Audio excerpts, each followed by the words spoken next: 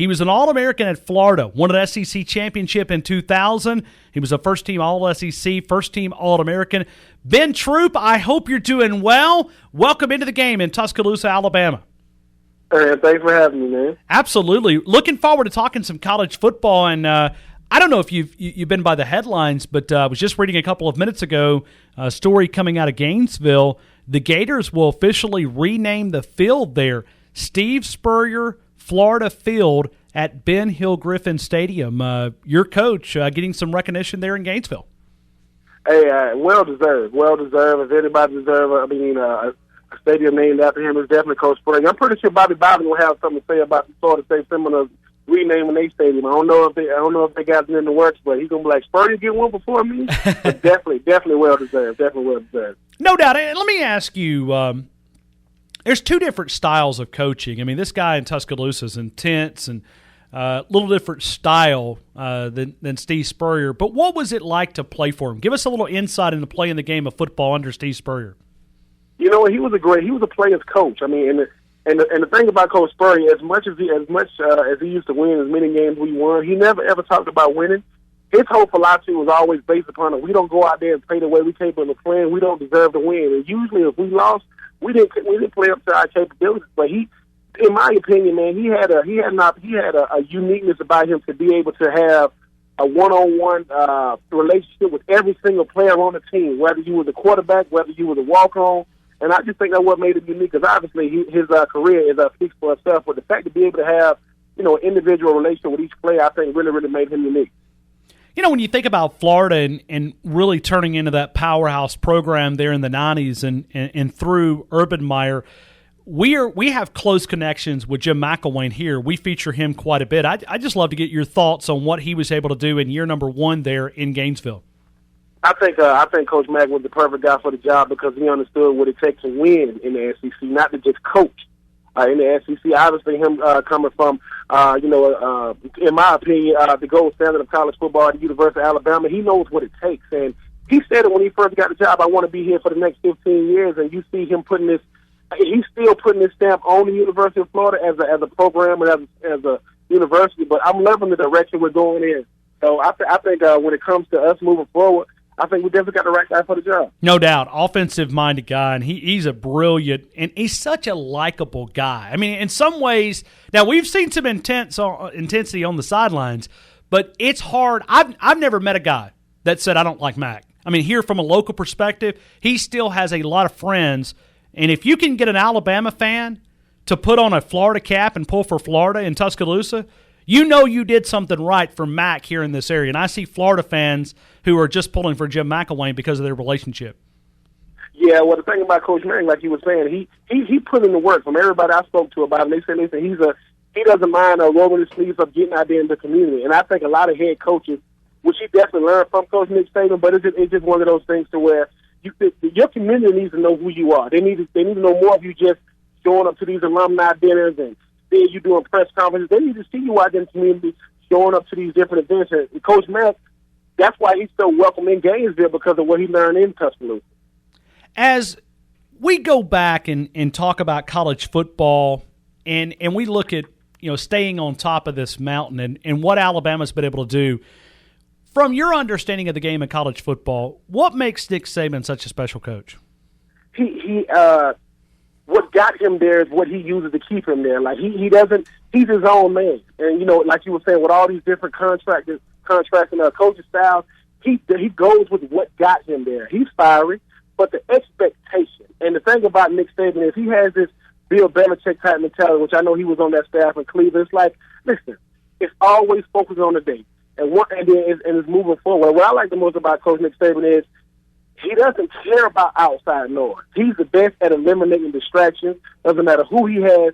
He understands that the Alabama Crimson Tide plays on Saturdays, not one player. And a lot of coaches get to focusing on this great player, that great player.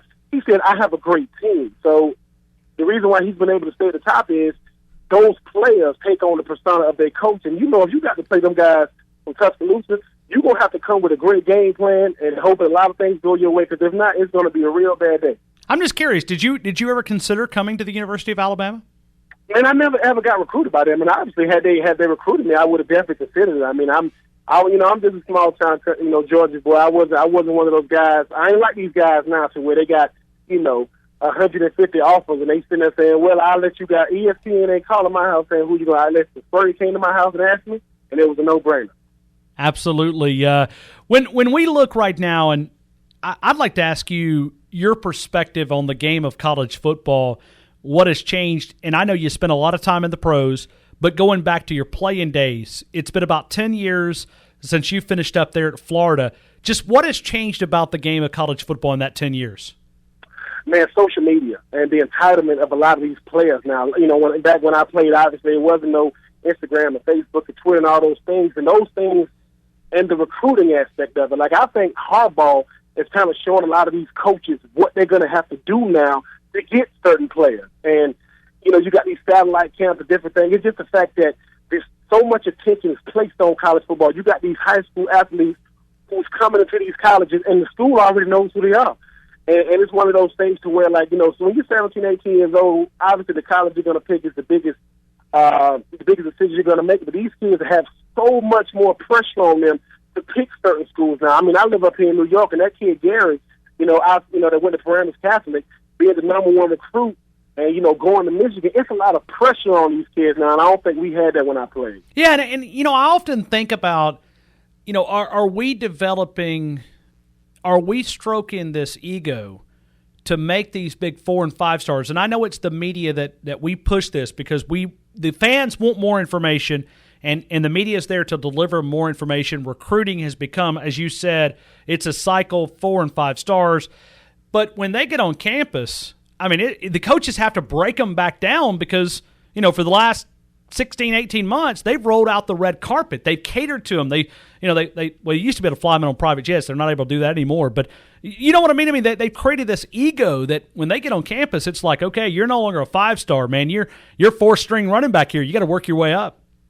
Hey, yeah, it's like that movie, The Program, when Omar Epps finally got on campus, and he was like, "Well, what happened to the cheerleaders and whatever?" He said, "Listen, man, that's all." He said, "You're nothing but a no good freshman. You're just a useless freshman now." It's like you do have to break these kids down because they have such a high sense of entitlement. Like, listen, well, coach told me this and coach told me that.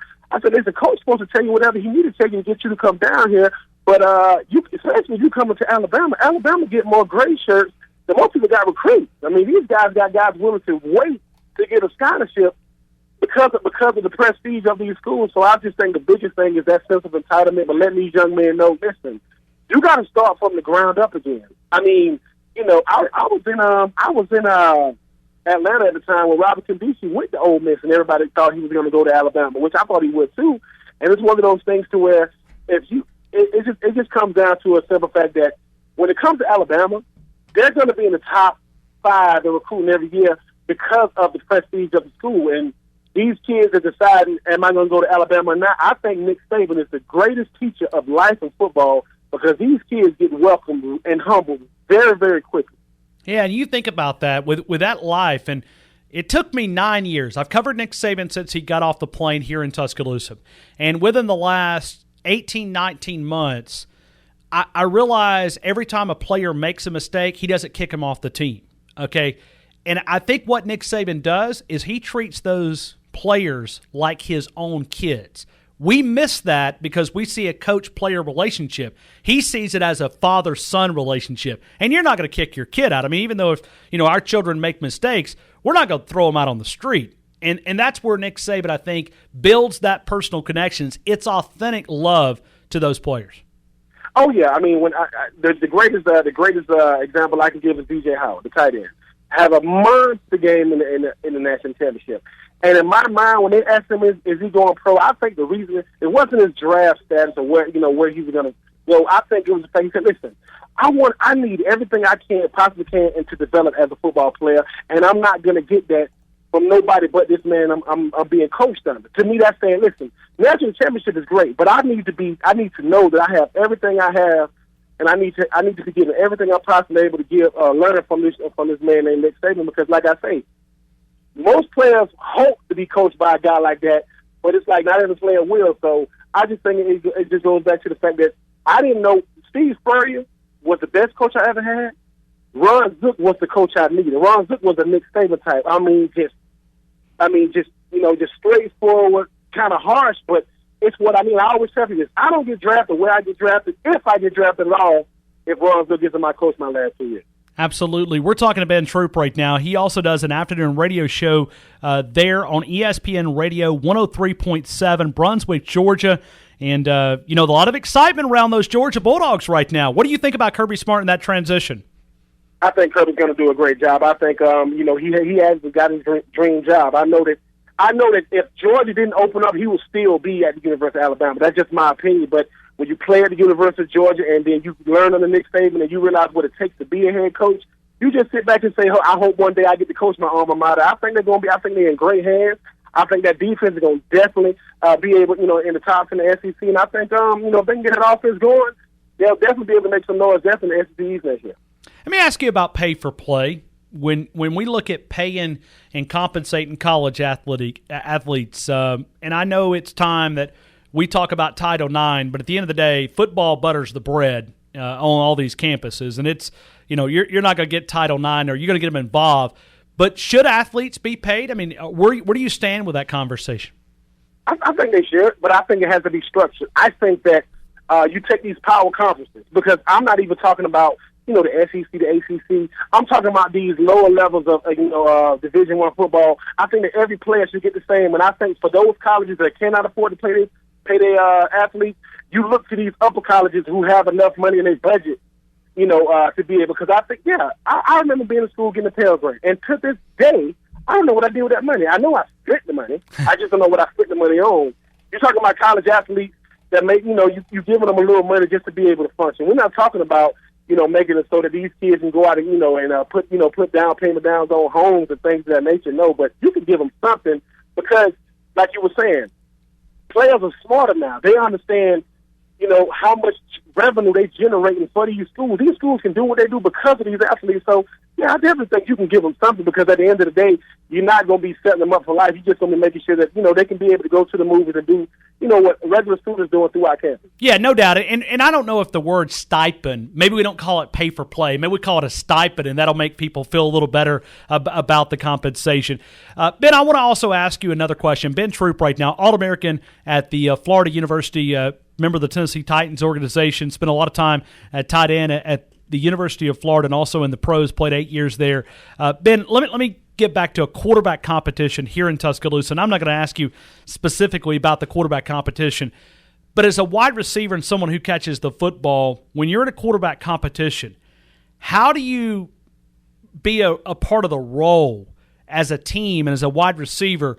Because you probably got your favorite, but you may not be the guy that wins the job. Does that make any sense? How do you, as a player not in the competition, but you're really in the competition because you've got 4 quarterbacks competing for one spot, how do you do it as a player? Can you give us a little perspective on that? You know what? My perspective on that is always put that quarterback in the best position to succeed. Meaning, if I know these quarterbacks in competition, I'm in a position to make these quarterbacks look better. So when it comes to me running routes, when it comes to me reading coverages, I want to become a guy that all 4 of them can say, well, they don't matter who in, I won't be in there. Because you don't know who's going to be in there, but you do know you're going to want to build the trust of all of them, because you see how college football is. Yeah, college football is based on your starters making it throughout the season, but unfortunately your seconds and thirds have to be ready. So my perspective on it is to treat the guy who's 4th on the depth chart the same way I treat the guy who's 1st, because since I don't know who, I want them to say when they're in the meet with us, they're going to Ben again. Yeah, you can depend on him, because I think what certain players do, they thinking that it's a certain quarterback, and then it becomes another one, and then you out and lose. So I just think you just take the proper approach of making sure that I'm where I'm supposed to be, and I'm making plays for whomever's in there. That way, I'm building a trust from all 4. Does that leadership just come naturally when players try to buy into the number one guy? Does that leadership come naturally, or is that something that is very difficult? Because Nick Saban has been quoted here in the past of talking about, well, he's not the starter until the team knows he's the starter, and he walks in that locker room. I can say this guy's the starter, but until the team believes that he's the starter, he's really not the starter. Yeah, I think that's a great way of going about it, because he's earning his. Like, most of the time, quarterbacks are told they're the starter, whereas everybody else, they're earning their spot. So I think what Nick Saban is saying is this: I'm not going to give it to anybody. I'm going to let their talent, kind of surface to the top, and your teammates. That way, when I make the decision, it's an expectation from us because this guy has shown and went out there and worked for it. And I think that's the best way to do it because Nick Saban knows if I give it to one guy, I got to give it to the next guy, and I don't want to start something I can't finish. But hey, man, when it comes to Nick Saban, man, when it comes to his message, obviously they working, man. There's a lot of guys out there emulating what he's doing. I mean, in my mind, a lot of people hate on Nick Saban, but they definitely take a note. You like the up-tempo, hurry-up, no-huddle offense? I do, but at the same time, too, it's not developing these players for the next level, and it's definitely putting too much pressure on these defenses. Because, yes, it's great for you to have up-tempo until you play it from behind. It's always a catch-22 to it. It's like it's up-tempo until they put a rule in to where, the defense got to be set or can the defense sub out and sub in. So it's good, but college football players are trying to develop for the next level. And while Chip Kelly has had success, he's also working on the second team already. Yeah, and some of these quarterbacks don't even know how to get out under center. I mean, they don't even. I mean, that's crazy to me. I mean, we've had Joe Theismann on to talk about it, and he goes on the quarterback angles of, and then we've had other guys talk about the offensive line. He said it's hard to evaluate an offensive line that plays in the up-tempo offense and try to project what he's going to do in the NFL. Yeah, and when you got an offensive lineman saying something like, well, I never put my hand on the ground. You're like, what? Yeah, I don't really put my hand in the dirt. Or just like a tight end saying, well, I'm always split out wide. Well, you're not a tight end. Because it's one of those things to where we're looking for football players, and the greatest thing I like about Nick Saban is that he's like the kryptonite to this stuff. If it's a high power, it's a high tempo offense, that defense is going to make them rethink. Like, we're going to take away y'all best asset. Can you adjust? And I think when it comes to these college football players now, University of Alabama get a bad rep when it comes to these running backs. Are they taking too many carries? I'm like, listen, Nick Saban makes you play football. Football is run the ball, stop the run on defense, play action passes, great special teams, and most teams look good until the whole world's watching. Next thing you know, they're hoisting up another trophy. O.J. Howard's probably listening to this tight end here talking. He's saying, tell him to throw me the ball. Tell me to throw the ball. We don't want to run the ball. I mean, but O.J. Howard's been a great team player, but he was there when Alabama needed him. If he hadn't been for him, we're not talking about a national champ here in Tuscaloosa. Yeah, this guy, I mean, he freakish talent. I mean, those two wide open touchdown passes he has, but I'm looking at the one where he caught the flat route running up the sideline. The guy got speed to burn, but at the same time, too, I think O.J. is going to spend the whole year this year in line showing people I can also stick my face in there and, really get after these defensive ends because the greatest thing about a tight end position now, you have to be versatile. It's great. Every tight end wants to catch the ball. But you also want to block, as I had a coach tell me, B, you got to want to block as much as you want to catch. And because it shows in your play, and I think O.J. is going to spend the whole year showing that. But Nick Saban knows that he's going to feature this guy. I mean, O.J. is in the same position I was in going into my senior year. I think the last question Nick Saban going to answer this year is, I'm not going to be talking about O.J. We're going to give him every position. I mean, every situation that he's successful is going to be on him.